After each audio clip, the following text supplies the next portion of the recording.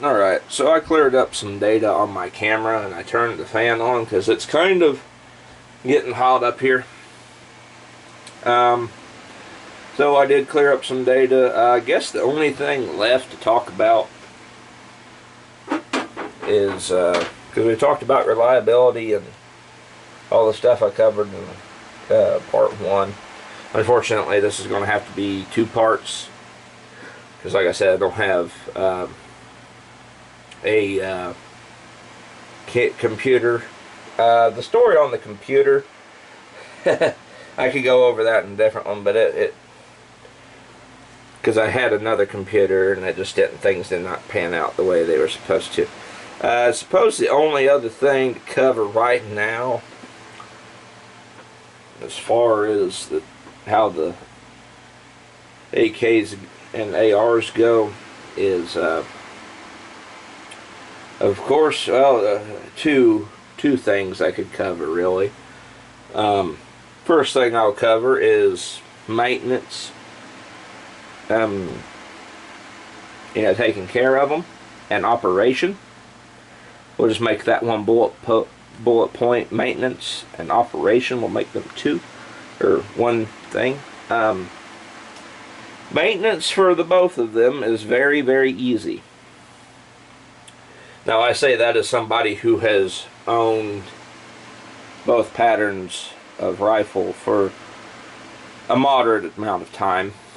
I wouldn't say considerable amount of time, because AKs, I'm about 5 years into those. ARs, I've been running ARs since 2018. Actually been working M14s a little bit longer, not by much, but the maintenance, taking them apart once you've owned them for a wee bit, and had time to work with them and figure them out, they're not too hard. The AR15 being considerably, hell, it's not even considerably, it is the easier rifle to take apart and clean. The AK47, if I were to give a ranking for taking guns apart, how difficult they are, I'd give this one about a low medium score, because the first few times taking it apart, and now this is for people who don't necessarily own them, or this is their first one, they haven't owned a lot of them, would be very challenging, but after you get the hang of it, it's not that bad. It's actually quite simple, but there are some tricks to it, especially with the M70. That being that it has an extra button here you gotta press when you take the dust cover off, but it's not that big a deal. So just a little bit more difficult than the AR, I'd say. AR15, and you just push the 2 pins, the front one, back one, and then you separate the upper and lower, and then you go from there. You take the bolt and charging handle out, and if you want to go further, take the buffer spring and the buffer tube out, or not, well, it's not the buffer tube, the buffer tube plug, if I'm remembering the terminology correctly. As for operations, they're almost the same. Of course, if you've been around either rifle or watched any media on the two, I think I ought to add that part in there, because I learned most of my stuff for the AK before I ever even held one. So, but that's all it takes. I mean, if you just watch some stuff on them, you can learn how to operate them and take them apart very easy. There's still some nuances in person that a video can't teach you, but that's the same. That goes for every rifle. But the operation on how to get this to fire, like it's on safe right now, and then you just flip it down. This safety selector, you just flip it down, and it's ready to go. Charge the bolt carrier, and if I had a loaded mag in there, it's loaded and ready to go, and then you just pull the trigger. It's that simple. Very much like a M14, M1 Garand in that regard. AR15. Now I suppose if somebody had never shot guns before, I'm kind of throwing a bowling ball of all sorts of scenarios and categorizations out there, because I'm talking about people who first owned them, and now I'm going about people who've never picked one up, don't even know what they are. So I'm kind of all over the place in that regard. I'm aware of that. But if you well, this one's kind of a bad example because it has a Bravo Company extended latch on there. But if somebody who has never picked one of these up before had no idea what they were doing, they wouldn't even know how to charge the bolt on one of these. But as we all know, you just pull that back. If I had a loaded mag, I'd have just stripped one into the chamber. And then, of course, the fire and safety selector is just that easy to figure out. Of course, you just move that to fire, and voila, you're ready to go. So, operation between the two is, once you get used to them, they're pretty much on par. Same with maintenance. So, I've covered pretty much just about everything on both rifles, both platforms. Burp again. I apologize. Man, I need to clean this M70 off. It's got dust all over it. The only other thing I could say these two have in common is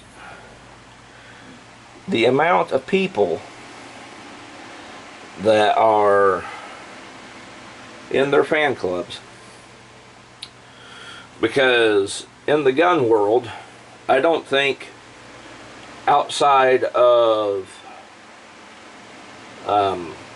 when it comes to semi-auto rifles, I don't think there is two groups of enthusiasts and fanboys that are at each other's throats more than the AK47 and the AR. And that's just the way it is, because you got Coke and Pepsi, you got soccer, football, Ford to Chevy, and your AKs and your AR15s. Because I was on a video the other day that brought up some kind of disparity. Say, it was a video where somebody claimed the AK could do something the AR couldn't. And boy howdy, did they release the Dogs of War. And I've been on the internet a long time, so I've seen my fair share of fan wars, people getting uppity and angry, getting, basically, if it had been in person, getting in each other's faces. But boy, AR-15 fans and AK-47 fans certainly have a ferocity to them that almost, I would say, just borders on almost like hatred. And it's a very interesting. Now, of course, I'm taking this from watching people argue on the internet, but it's just such ferocious anger between the two. You got AR-15 fans throwing shade at AK fans, and AK fans throwing shade at AR fans, and it was pretty ugly. So that's another thing these two have in common, is the amount of people willing to argue till they're blue in the face and then fall over and die for either platform, when they could be like me and just own both. So, if you can't figure out which camp you want to be in, why not own a card to both clubs? So, with that, I'll catch you guys all in the next video. And I'm always open to redo videos, so if the time comes, and it probably will, I can and will do another video on this topic. I just need a better computer, but I figured this would be a good way to get some content up, because I've been wanting to talk about AK versus AR for a while myself. So I figured, you know, I came home early from work. I do have to go back to work tomorrow, and I figured with the time I got, why not make, you know, what could be a precursor to AK versus AR. And I can go in more detail later when I get better editing equipment, because I'm still stuck with my phone. And what I'm going to do when I turn this camera off is I'm going to take the memory card out of my camera and put it in my phone and try to upload that way and see if I'm able to. Because if I'm able to do that, well, then I can film with my cameras and then just upload the video through my phone.